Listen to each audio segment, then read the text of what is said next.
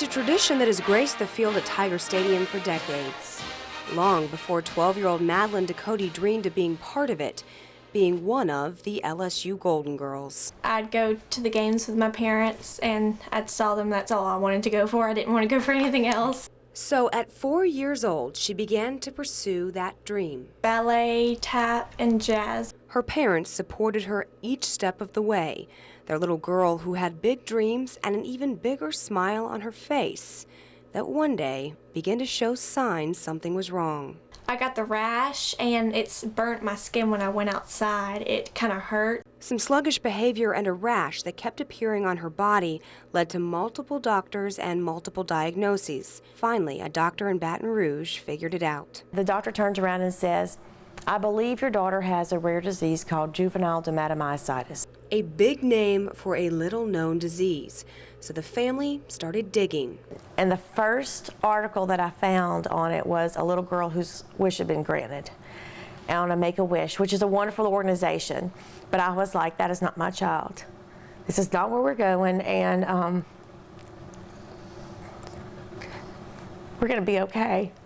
But that was my first thing. That was hard. A little girl who was always 1 in a million to her parents is now literally nearly 1 in a million when it comes to this disease. Called JDM, it attacks the body's blood vessels, causing rashes and also weakening muscles. Bad news for a dancer like Madeline. Since there was little information online, the family began a mission of sharing Madeline's experiences on a blog. There were ways to gain strength, dancing and the blog. Two things that caught the attention of someone 150 miles away. And on Madeline's 11th birthday, a message. Hi, my name is Sexton. I'm a current LSU Golden Girl. Caroline Sexton had the same dancing dreams as a little girl, and now she had the golden ticket as a current Golden Girl to help the next generation. I just kind of decided that day that I was going to email her mom saying that the Golden Girls wanted to do something special for her. And something special they did. On a fall day at an LSU football game, a young girl very aware that she had a disease that one day could keep her from standing on her own, watched at the center of it all as an entire team stood up for her. That was probably the best day.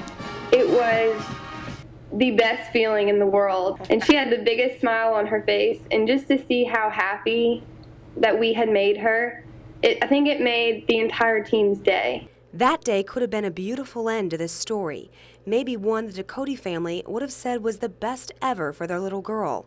But as good as it was, it couldn't beat news a doctor gave them the following month. We were happy to announce that Madeline is in complete remission. I know one thing we've learned through this is that we're not in control. You know, we've had a lot of people praying for us. We've said a lot of prayers.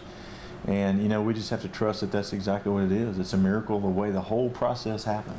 She's already been on the field once as a Golden Girl, but Madeline Ducote knows now, with a little hard work and thanks to some answered prayers, that first time she stepped out on that field will certainly not be her last.